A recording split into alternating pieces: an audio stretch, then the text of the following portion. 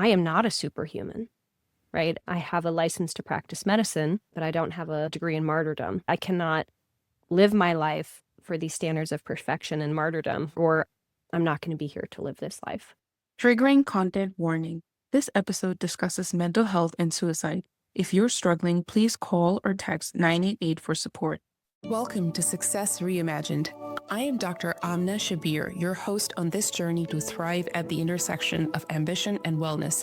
In every episode, I'll help you challenge outdated definitions of success, discover practical tools and strategies for growth without compromising your well-being. I am so glad you've joined me. Let's reimagine what's possible together.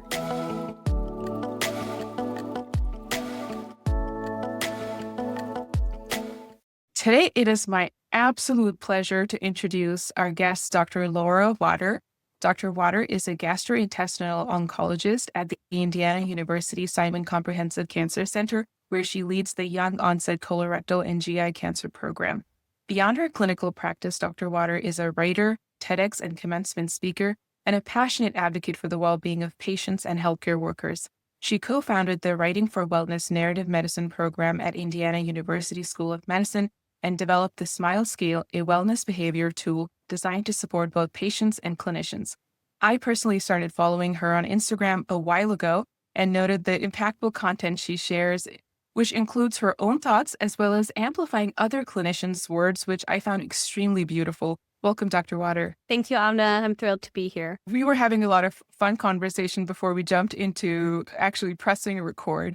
Today, we're talking about the concept of perfectionism, and I love to start these conversations by asking you, what does perfectionism mean to you? Oh, gosh. There's so much in that word. For me, it really means holding myself to an impossible standard, having these unrealistic expectations of what I can do in a single day and what I can do in a single lifetime. And I grew up being a really high achieving kid, really always wanting to get top of my class, A's in everything, perfect test scores. And as I progressed through college and was around very intelligent people at Notre Dame and in really rigorous science classes, I realized, oh my gosh, everyone else here is also really smart, and maybe I'm just average. And that was really, really hard for me at that moment of my life. And we can dive more into that. But I think it's really thinking that I am going to be, whatever I put my energy into, I'm going to achieve it perfectly. And sometimes even the first time that I try. The first time that you try, that really struck me right there because I personally can relate with that. I also noticed that my own daughter, I tried to create this anti-perfect environment, quote unquote, but still we're trying to strive for healthy things. She has to do the right thing the first time and the right thing, the perfect thing. What you have described over here, like the two words that come to my mind is like almost this pressure cooker where you are surrounded by extremely intelligent humans and then you don't feel good enough. And then also you're having this internal journey. Other than like just the medicine field and your academic journey, I was listening to one of your interviews and I found out that you were a gymnast. So paint this journey for us. Like if you were to just step back, you are a gymnast. There are elements of perfectionism there. You go on to academics. You are right now in academics. How has perfectionism shaped this whole life journey, quote unquote? I think sports. I was an athlete all throughout my life, played volleyball and I did gymnastics and played many other sports. I think sports does a really good job of teaching you that you will fail. Even if you're really good at what you do, sometimes you will not have enough players there and you'll forfeit, or you'll do your best, but you'll fall off the balance beam. I remember I used to do my gymnastics routines in my head whenever I had a stagnant moment in my life. If I was riding in a passenger in a car or if I was trying to fall asleep, I would be on the uneven bars and I would be doing my routine mentally over and over and over and over and trying to do it perfectly. So that was the mental expectation that I had and I was trying to create for myself. But then sometimes you would hurt your ankle, or sometimes you would just have an off day, or sometimes you would be sick. And there would be times where I would fall. like we all do in life, right? So experiencing failure is something that I learned early on in gymnastics to try to know that it would happen, but then to try to, as quickly as possible, almost pretend like it didn't happen. And so even when I was a kid, I never told, if I had, let's say that I didn't get a perfect score on a test, my parents did not put this pressure on me. I will just say that. I have two siblings. I'm in the middle. My siblings did not put this pressure on themselves. They both were good students, but they did not have this like perfectionism drive. But for some reason, I did. And my parents didn't put this on me, but I put this on myself. So if I would miss a question, I wouldn't show anyone. I remember that one time I didn't do very well on an essay. I spent a long time on it, and I just, for whatever reason, I got a C on this essay. And I remember that I folded it up and I put it in my pocket, and I never showed anyone. I was so ashamed of that failure. So I think for me, there was some personal association with, I knew I was going to fail, but that failure should be concealed as much as possible. And I think that I carried that forward. And I think that the culture of medicine perpetuated that. I don't know if you felt that in your training and in your career, but if there's ever a bit of fatigue or you accidentally pulled up the wrong patient's chart, you were about to accidentally put a medicine in the other patient's chart and you'd been awake for 30 hours, you would never tell anyone that. So you're taught very early that you're a robot or you're a superhuman, and there's this expectation of perfection, although you are human. And so in many ways, I think it set me up to be completely, I think, surprised when I faced my own decline in my own mental health, when I was just struggling so hard to work and work and work and be awake 30 hours every third or fourth night on call when I was a resident, applying for fellowship and trying to do that application perfectly and trying to be a perfect mother to my 2-year-old daughter and trying to perfectly care for my patients in the ICU who were coding and dying. It was this perfect storm of like, I felt like every day that I continued, that was in my second year of residency, right before I applied for fellowship in my third year. And it was this overwhelming pressure of, I just don't have anything left to give. And I'm trying to do everything perfectly because nothing in my life can be done imperfectly. Perfection is the standard. And it just led me to this deep level of exhaustion, burnout, depression, and eventually suicidal ideation. And that was really the critical moment in my life that I thought, I am not a superhuman, right? I have a license to practice medicine, but I don't have a degree in martyrdom. I cannot live my life for these standards of perfection and martyrdom, or I'm not going to be here to live this life. I first want to hold space for what you just shared and the incredible courage that is needed to even share something. Thank you. I also really want to emphasize that the word that comes to my mind is this sheer exhaustion where you're trying to be perfect, quote unquote, and not have any error, any room for humanity. But I'm sure that you also had a communication skills session where you're supposed to learn empathy. So you're not supposed to be a human, but you're supposed to be empathetic. And then you have to do it all. You have to do life in total while looking absolutely flawless. So it's like, I can't show my struggle, but I also must look like I've got it all together all the time. Absolutely. I think for me, there was even another layer. So as a mother, my daughter, I was a non-traditional medical student, which means I took 3-year gap between college and medical school. So I was a bit older when I started. And my husband and I, we didn't want to wait until we were done with residency, fellowship, all of this to have a child. And so we decided to have my daughter when I was a 4th-year medical student, which is a window that you have a little bit more time. And so my daughter was born when I was a 4th-year medical student when I was 28. And I then became an intern, which is my first year of residency, and became this doctor in training with a child. And so I was the only mother in my residency class. I was the only one that had a kid. And so I held myself almost, I said, I need to represent women in medicine, especially mothers in medicine. So I had this extra layer of perfection that I put on myself. I was never going to miss a day. I was never going to call in sick, even if my kid was sick. I didn't take off when my daughter was in the ER. I thought that I needed to show up and be an even more dedicated, competent resident than my peers because I was so afraid of someone saying, oh, Laura is a terrible doctor because she's so distracted because she has a kid. I was really afraid of that. So I was holding these two things of trying to be an even more, I guess we could use the word perfect, or an even more competent physician, dedicated physician. And I was also trying to raise a young child. And I was holding both of these things at the same time. And I really, really did not want someone to. I think that there's a lot of fear surrounding perfectionism when we really look at this, right? Why is it that we are holding ourselves to these standards? And I think a lot of it is because we're afraid of what other people think of us.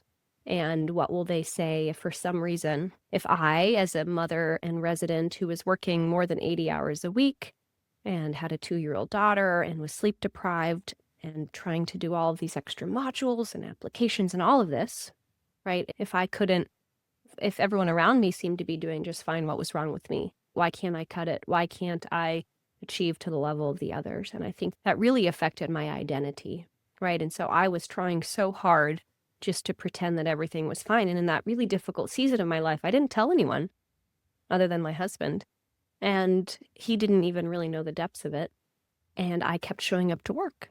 I kept going through the motions. Even when I was at my lowest point of mental health, I taught my interns and I sat with my patients and I put in orders and I wrote my notes and I did not miss a single day because I was so afraid of what that would mean as a mother in medicine and wanted to hold myself. And just to be clear, no one around me was holding me to these standards. There were people around me who cared about me and program leaders who cared about me and co-residents that cared about me. And if I had just said, look, I need to take a day or I need to take a week, I'm sure that that would have been met with kindness and compassion. But I put that on myself. And I was so afraid of not looking that I was strong or that I was competent in the way that I had tried so hard to create this identity. Self-concealment is so prevalent, the way it shows up. And as you explained your story, I could see snippets of myself right there. And part of these conversations that I'm trying to have is for this exact reason,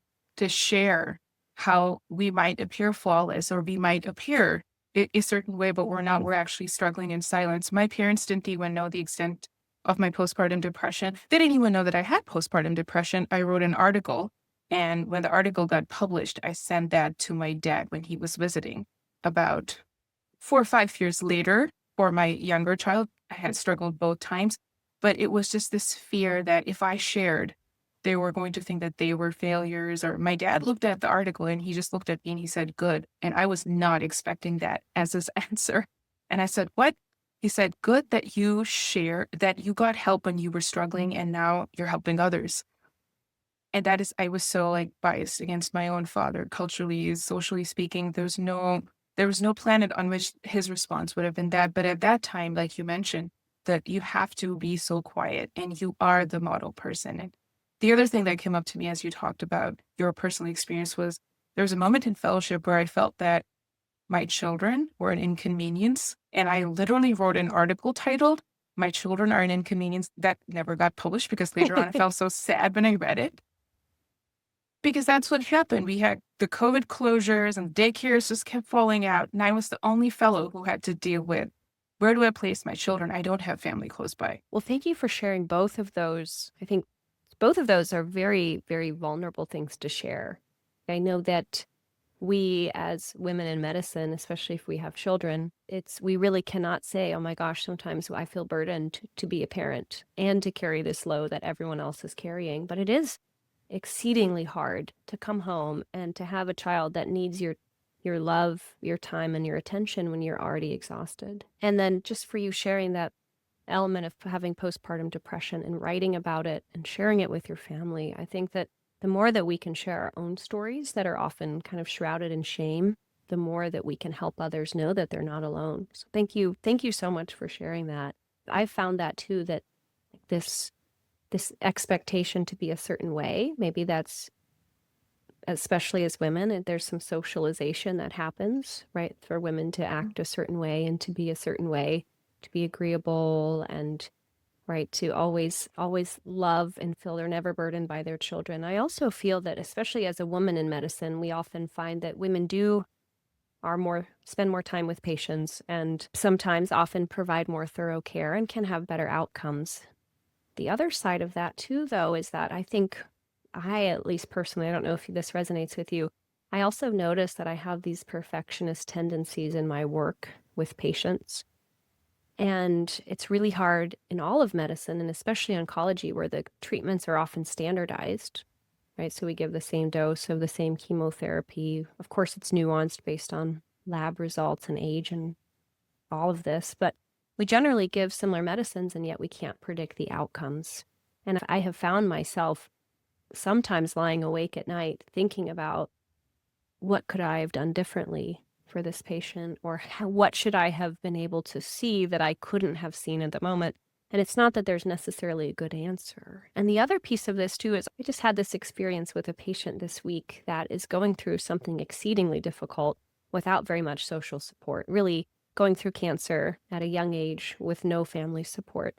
And this person is carrying a lot of anger about some things that have happened in their past, but that is being displaced or kind of placed on my care team, right? And so I'm sitting with this person doing everything that I can to show the highest level of presence and compassion and care during a really difficult time, and being fully met with cruel words, right? To be treated that way, and to know that oftentimes the people that need love the most can be the least lovable, right? Can be the most unlovable.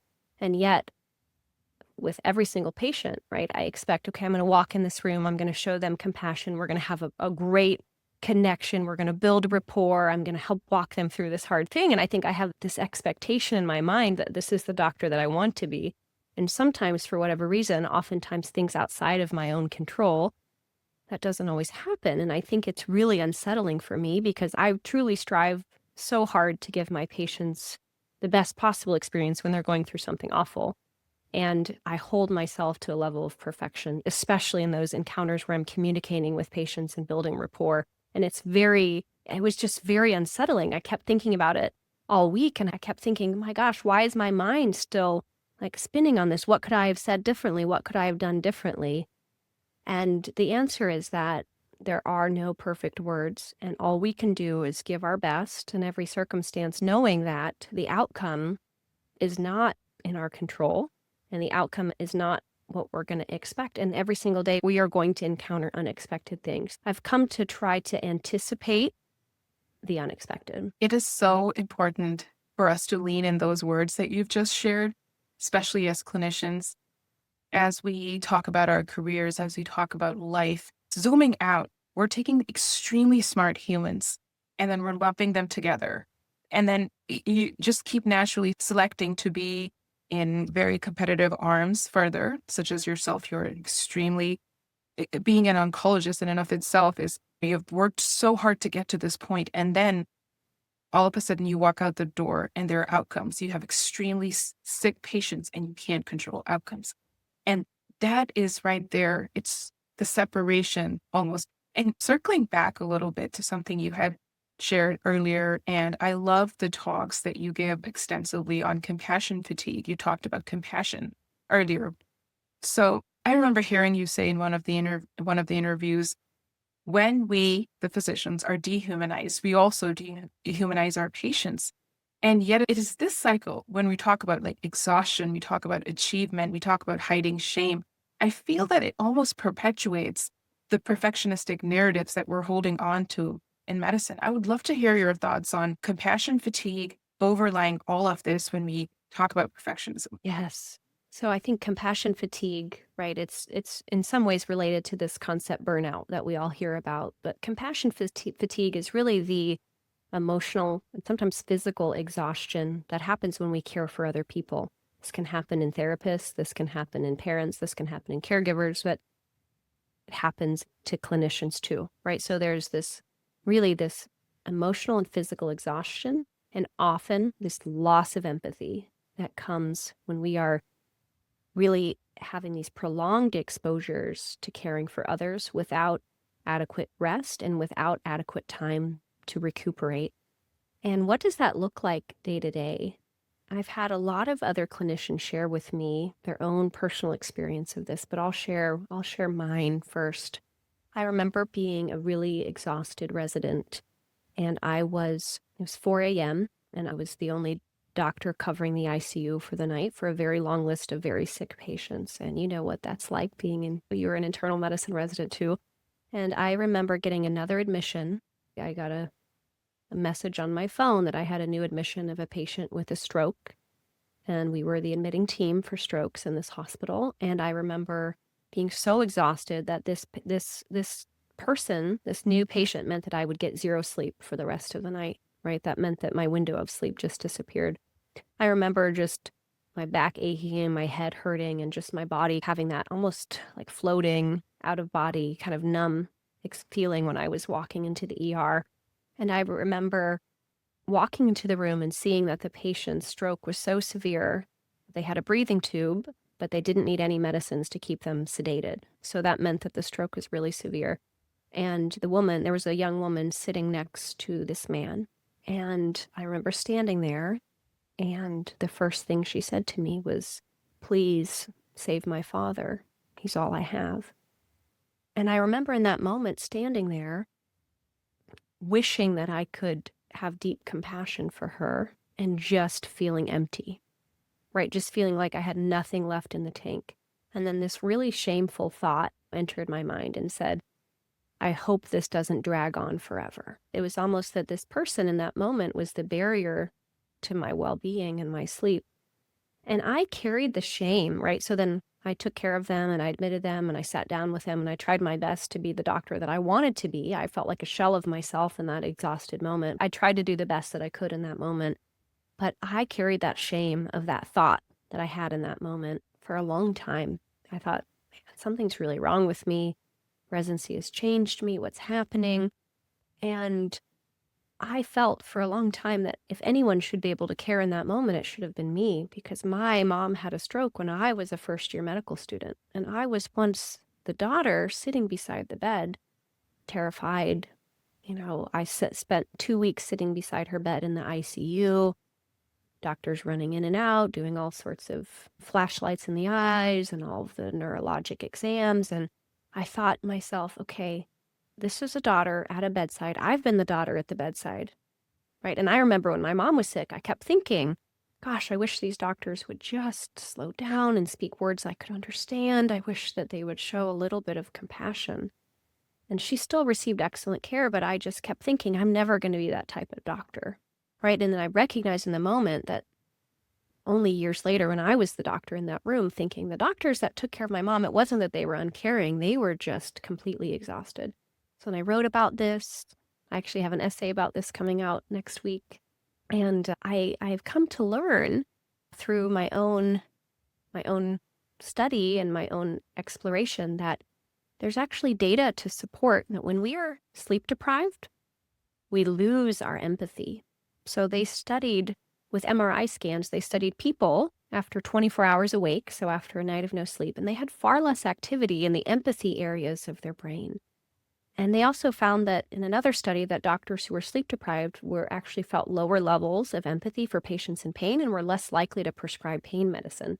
We know through data that when you're sleep deprived, not only is your mind impaired to make decisions, you're more likely to make a medical error, more likely to get in a car accident, but you're more likely to be angry.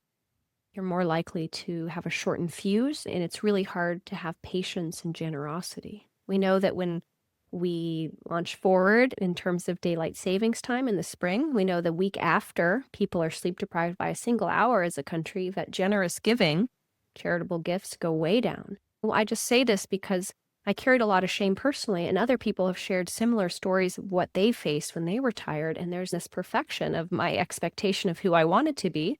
But I was facing exhaustion and a physiologic depletion of empathy in that moment.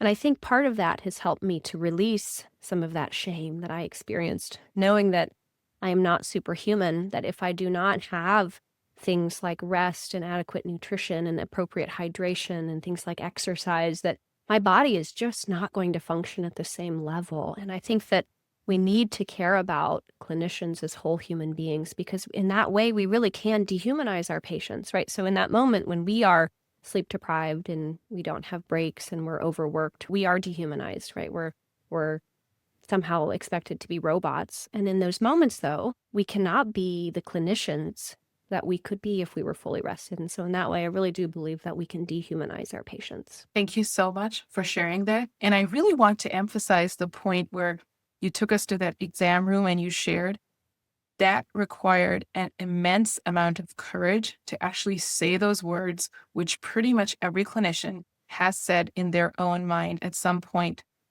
And I also want to echo a situation here that happened to me personally. And I was on the other side of the exam table. I'm in my residency. I get some unfortunate news.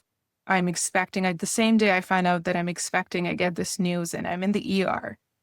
And the physician's talking to me. First of all, none of what he said, I was a doctor, should have made sense to me, but was making any sense because I'm sort of processing. And afterwards, I get handed a prescription, which could have potentially caused a lot of side effects in my unborn child then. And I didn't fill it. And I go to see the subspecialist the next day. And they say, oh, thank God you didn't take that prescription. And my initial thought was, and I've never even talked about it openly, it's amazing because I myself was in residency at that time.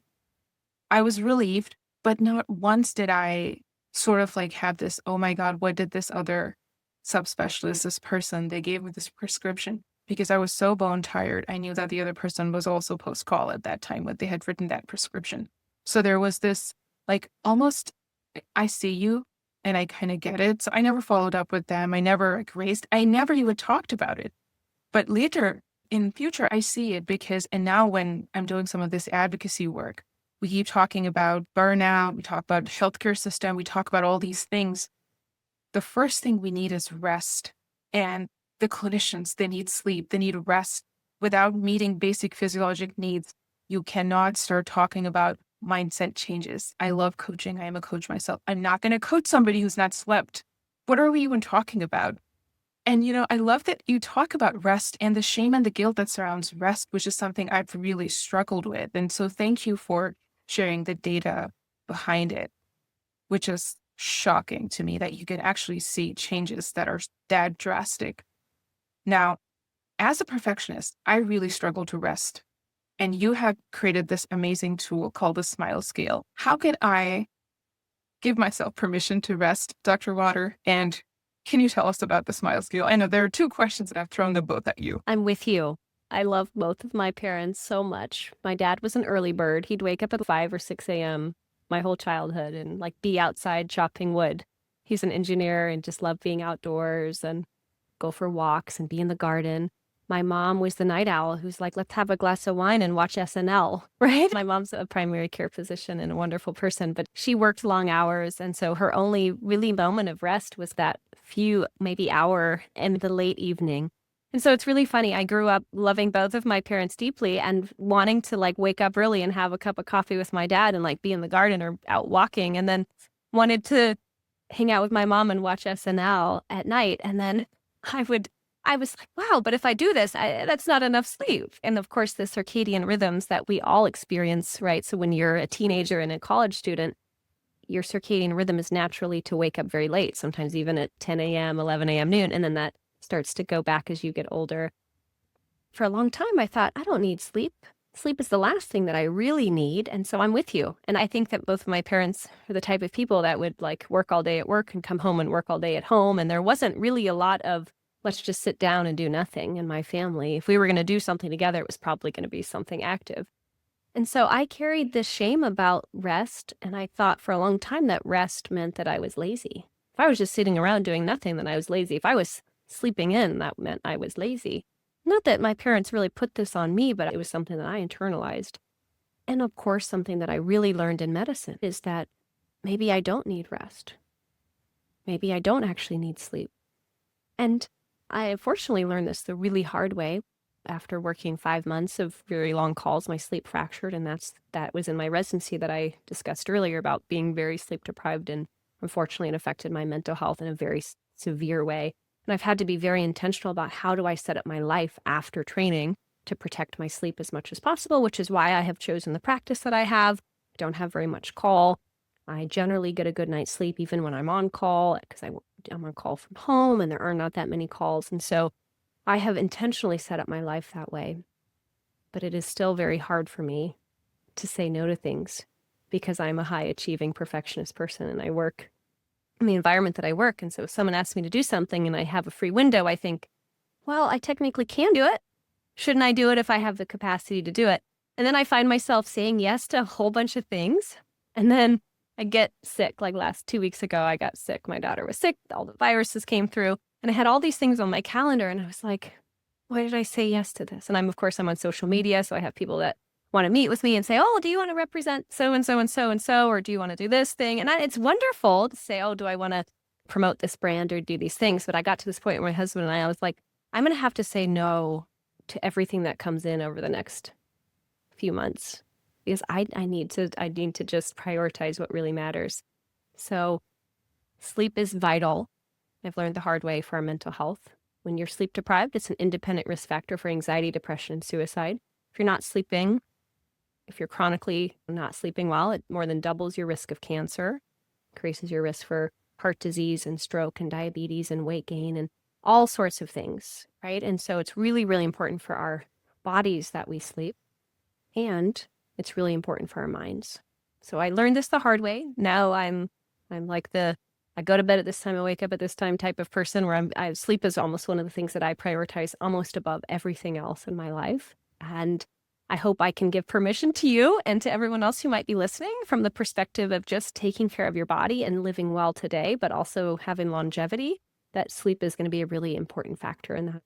So the Smile Scale is a tool that I created to kind of help nudge myself in the right direction. It's really not another tool to try to make us feel like we have to strive to this unrealistic perfectionist thing. But the Smile Scale is basically a self-check-in tool. So I'll invite you, Amna, to do this with me here and to really release any guilt that you might have regarding this. It's just meant to say, is there an area of these 5 different behaviors that maybe I could nudge myself? If every single day I'm not, if a whole week passes and I'm pretty low on not getting in my fruits and veggies, maybe that's the area that I just need to work a little, maybe focus on that. So I invite you to join us on this. We've actually studied this among patients. There are some nursing groups that have studied this tool, and it's been shown to help improve quality of life. So the first question to ask yourself, right, of the Smile Scale is about sleep.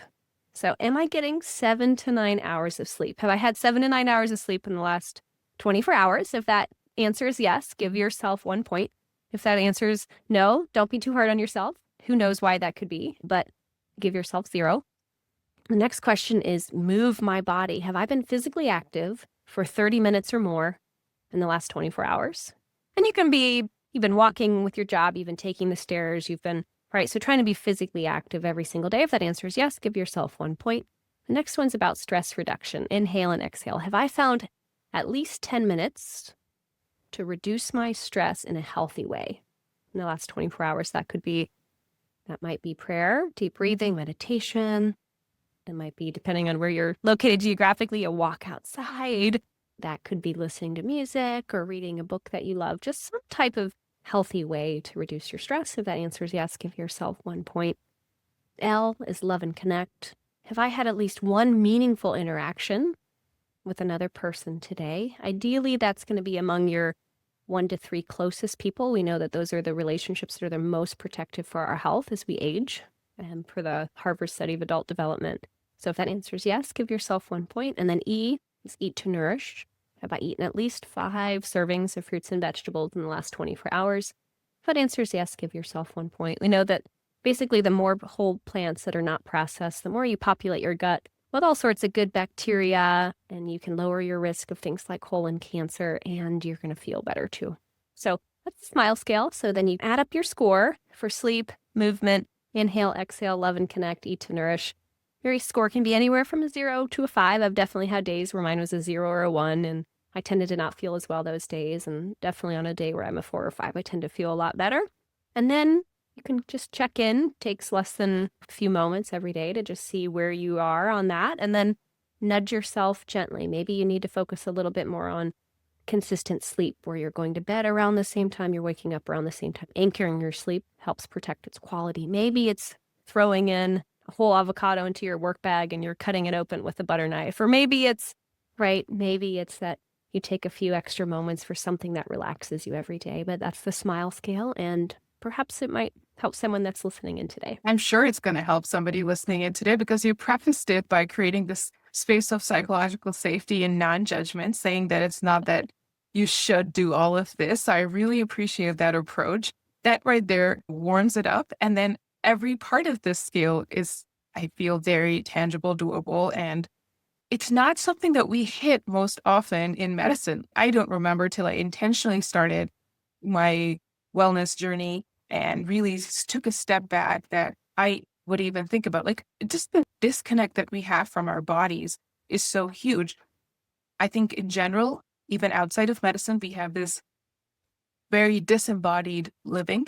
But in medicine specifically, like all our needs are to the side and we're not allowed to have them. So I really appreciate you bringing this in, giving me permission to rest because we represent all these other people who know that, yeah, we should rest. The data is in there, sleep is good. But when you actually hear real people share these really vulnerable moments as a consequence of not resting and what that does to you, it's so, so important to actually openly talk about it. I want to shift gears just a little bit. You have this incredible presence on social media, and we're talking about perfectionism today. So, how do you show up in such an honest and real way? And you talked a little bit about earlier people connecting to you, reaching out to you, as I've been on my personal entrepreneurial journey as well and being present on social media. Sometimes it's hard. It's hard to, everyone that's reaching out to me overall has such good intent, and you're also trying to balance yourself. Sometimes I wonder though, this word that comes to my mind is like, I'm always accessible. And so how do you counter that perfectionist that is very much alive still in you? Because it never goes away. And I also try to not give, okay, here's this like potion that you're gonna drink and you're no longer gonna be a perfectionist. There's no tip, trick, or hack. It's this experience you bring into your acknowledgement and awareness and what to do. But for somebody who's so present on social media, who's a mom, who's a physician, how do you manage that? And how do you balance that in a way that it doesn't deplete you? I have had to be really intentional about that over time because I think if you have perfectionist tendencies, you're going to bring those to all areas of your life. I used to write just for fun, just to journal. And now all of a sudden I'm like, I'm going to write a bestseller book and I'm going to be on social media because I want to connect with other moms in medicine and feel less alone. It can easily become comparison to what are other people doing and what amount of likes and followers do they have. And it can also become something that can burn you out. So I think just like anything in life, you have to be able to step back from it and say, why am I doing this? Is this important to me? And how can I do so in a way that is authentic to who I am, but also allows space in the margin?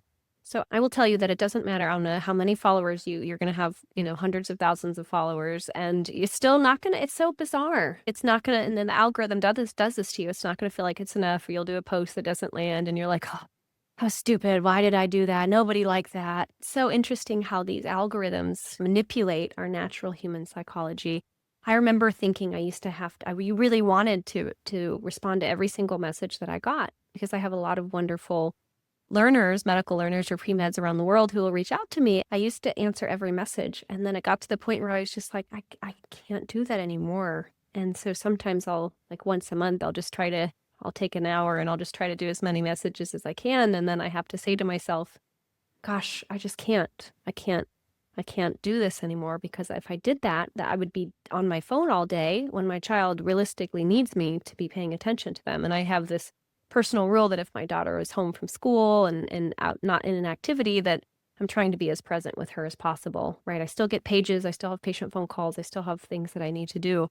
But I really try to be as present with her as possible because I know she's already 8 and I know that in 10 years she's going to graduate from high school. And I mean, it just goes so fast, right? And so I don't want to look back and say, oh, but I got 10,000 more followers on social media. And so it becomes this. And then I also don't make much video content because I used to try to do that when TikTok first became a thing. And I just found that it took me so much time. I wasn't good at video editing. And then I'd be disappointed in the result. And then I would try to do something that was trendy. And then I was like, oh, that doesn't really, I don't feel icky. Like, that's not actually me. So I love to dance, but I've never been like a I mean, people do that wonderfully well, but I was just like, no, I can't do that. And then I decided I just really wasn't going to make much video content, even though I had all these great ideas to do it. It just that, and certainly it could have led to growth and whatnot. It just didn't align with what I thought I needed to do. And so I've had the slow burn, like a lot of slow growth when a lot of my peers in my same cohort have had exponential growth. And that's okay. It's sitting with, especially if you have both perfectionist and high achieving tendencies, know that you're going to take them to whatever area of your life you're in. Just recognizing that if you can kind of maybe help someone feel less alone, or if you can maybe encourage one person, those are better goals to have than like numbers. And I think they're like this past week when I was sick and overwhelmed with clinical stuff, I think I posted one time, and there'll be days where I post once a day. It feels like how much, how inspired am I to say things, and do I have much to say? And I'm like, I think we all are with what the state of the world right now. I think we're all like, it's just a hard place to be in to really know what to share and how much to share and what to do, and a lot of uncertainty and fear. And so it's all those things wrapped in that sometimes I'm just, can I encourage one person, or can I in some way help someone feel less alone, or can I share something that maybe helps one person release some of the shame they've been carrying? And I think that's a much better way, at least for me. I don't know what your thoughts are on that, but for me, that's been something that's been helpful. Well, I've been in the audience and watching you, and every word of what you just said shows your content really is so honest. And if anybody in our audience have not followed you yet, please come on. What are you doing? I'll definitely be linking to your page And here. you, oh my gosh, all the great work you're doing. Thank you so much. I love that you share in terms of recognizing your purpose and leaning into that in terms of here's what I want to communicate and here's how I show up, and showing up honestly. And yes, you're definitely motivating not just one person, you're motivating masses. I say that factually because you're definitely motivating my friends and I. So that's more than one person. So as we move towards wrapping up this wonderful conversation, you're thinking about this person out there that you want to talk to them. This is a perfectionist high achiever, and they're the same person they can be at any stage of their career. What is something you wish you knew if you were in their shoes right now and you would tell them? Oh my gosh, so many things. I really wish that I could like give them a big hug and just say, be kind to yourself. Be so kind to yourself. Look at who you are, and look at all of these incredible things that you've already done in your young life, and celebrate those things, and be kind to yourself as you walk through this path. It's not perfectly linear. There's going to be ups and downs. You're going to face obstacles. You're going to experience failure, and that's going to hurt. But know that we all experience that. And the kindness that you can give to yourself is it's going to soften everything, and it's going to help you to remain human as you walk through it. That was so profound. Thank you so much for sharing your insights with us today. Thank you, Amna. I was like, it's so hard. There's so many things I could tell my younger self, but I'm so glad that you're doing this work and that you're sharing all of this to help people feel less alone. I think you're doing wonderful things. I so appreciate your support. And for our audience, I'm going to put in all of Dr. Vater's links, and please, again, do follow her, connect with her, learn more about the SMILE scale. Thank you so much for being with us today. Thank you so much for having me. Thrilled to be here. This episode is part of a special series and my budding book project on unmasking perfectionism. You might believe you don't have the time or energy to focus on yourself, but this is exactly the right time to get serious about your well-being. You don't have to do it all alone. I'm here to help. If you enjoyed this video and are ready to take the next step, head over to dramnashabbir.com, where you'll find free resources you can access right away. The website link is below. Let's get started on your path to thriving. Thanks so much for spending time with me today. Just a quick reminder, while I am a physician, I'm not your physician, and nothing in this podcast is medical advice or any kind of professional advice. Everything shared here is based on my personal experiences, and the views expressed are entirely my own. If you enjoyed today's episode, I would love for you to rate, review, subscribe, and share the show with anyone who might need a little inspiration to redefine their own version of success. I'll see you next time. Until then, keep reimagining success one small step at a time.